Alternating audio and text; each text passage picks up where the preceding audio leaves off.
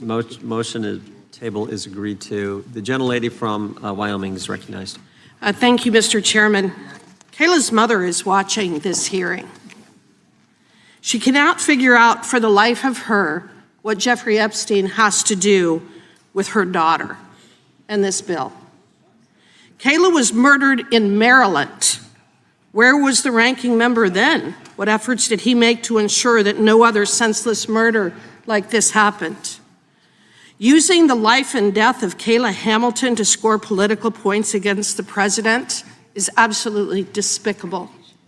I'm going to read from the U.S. Department of Homeland Security Office of Inspector General, the report that was issued on March 25th of this year, entitled, "ICE cannot effectively monitor the location and status of all unaccompanied alien children after federal custody," because that's what the point of this bill is to address.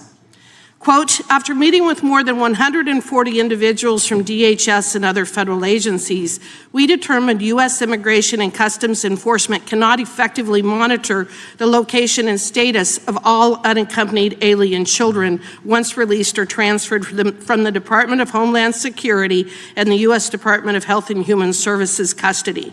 From fiscal years 2019 to 2023, ICE transferred more than 448,000 UACs to HHS. Most were released to sponsors. However, more than 31,000 of the 448,000 children release addresses were blank, undeliverable, or missing apartment numbers. ICE also was not always aware of the location for UACs who fled HHS custody. We found that ICE did not effectively oversee UACs subject to removal by not issuing notices to appear to all UACs to generate assignment of immigration court dates by the U.S. Department of Justice. As of January 2025, ICE had not served NTAs on more than 233,000 unaccompanied minors. As of October 2024, ICE reported more than 43,000 UACs served NTAs failed to appear for scheduled court dates. Finally, ICE was not always notified of UAC's status and safety unless an allegation or tip was reported. These issues occurred because ICE did not always receive information about UAC's sponsor locations from HHS and other federal agencies. ICE also had limited staffing to monitor USC's cases and did not have a policy for all officers to monitor UAC's cases. Without an ability to monitor the location and status of UACs, ICE is unable to facilitate court appearances and has no assurance UACs are safe from trafficking, exploitation, forced labor, or involvement in criminal activities that may pose a risk to local communities. Kayla Hamilton. Kayla Hamilton. Kayla Hamilton. Write it down for me. The reason for what this bill is about, Kayla Hamilton was brutally murdered by Walter Javier Martinez, a UAC who was released to a sponsor, an individual who was responsible for housing and supervising the UAC by HHS before any background checks were completed. Kayla Hamilton was brutally murdered by Walter Javier Martinez, a UAC who was released to a sponsor by HHS before any background checks were completed. It is critically important that we stay on task with the issue that is before us today, and that is addressing the brutal murder of Kayla Hamilton and ensuring that this kind of a tragedy never happens again. This is not about Jeffrey Epstein. If the folks on the other side of the aisle would like to bring a bill about Jeffrey Epstein, we can address that. Do not sully Kayla Hamilton's name or her memory by turning this into a political sideshow. I urge my colleagues to vote in favor of this very well-crafted, important bill. It is critical that we be able to protect people like Kayla Hamilton. With that, I yield back. Gentlelady yields back. All said. The gentlelady from California is recognized. I'd like to strike the last word, and I'd like to yield my remaining time to Congressman Moskowitz. Thank you, the gentlelady from California. I have breaking news for the gentlelady from Wyoming. The idea of Jeffrey Epstein, that we could bring it, I just want to let you know that there's a gentleman that sits right behind you. His name is Thomas Massey. He has brought a discharge petition that, you may not have heard about it, he's brought a discharge petition that would release all of the Epstein files. Because I was listening to your speech and I was listening to Van Drew's speech, and it was a lot of words to say, I don't want to release the files, right? Like that was a lot of words to say, I don't want to release it. Would you yield? Very briefly, would you yield when very I'm briefly? done. My words were about Kayla Hamilton. Yeah, no, when I'm done, I'll yield. When I'm done, I'll yield to you. When I'm done. So there's a discharge petition that would release the files. The reason why we talk about it in all these hearings is that we can't believe that you were all for releasing the files until the mothership beamed down the instructions to not release the files. And then all of a sudden, it was a hoax. It's not real. Barack Obama, Joe Biden, right? We're going to send the private attorney to move Ghislaine Maxwell, right? We're going to do all of these things. We're just very surprised. And obviously, Mr. Massey has stuck to his principles, and he's had a couple of others do that as well. Everybody else ran for cover. And so, do you want to release the files? And then I'll yield. I mean, it's a yes or no. And then will you sign the Massey petition? Will you yield? I will. Yes. Oh, I'm sorry. I got to yield back to the. I got to yield back. I'm sorry. I'm not going to yield. I want to take some of my time because it's also very simple. Like I said before, release the files, put it out there, pop the balloon, let out all this air.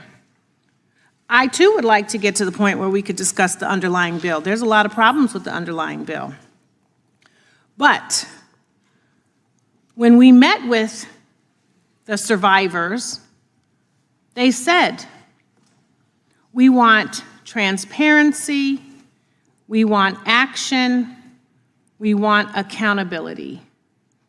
We don't know why there's a flyover happening at the exact same time we're holding a press conference. We don't know why members outside of those in the Women's Caucus and a few other brave folks don't want to meet with us and hear our story.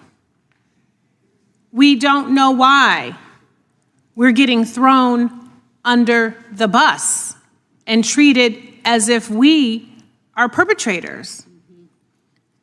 And I don't know why either. We come into this committee, the Judiciary Committee, which is supposed to be about justice. And then we get subjective amnesia, and it's like, well, only justice for certain people. I don't know.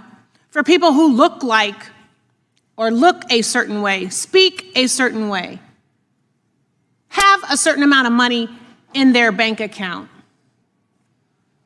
I thought we have one set of laws that everyone's supposed to follow.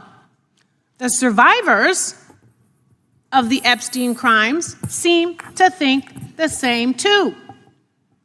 And yet we have multiple sets of rules. So if you release the files, we can see whose rules, who's allowed to follow. We heard from survivors who said, Jeffrey Epstein said, I own the banks, I own the government. I can do what I want.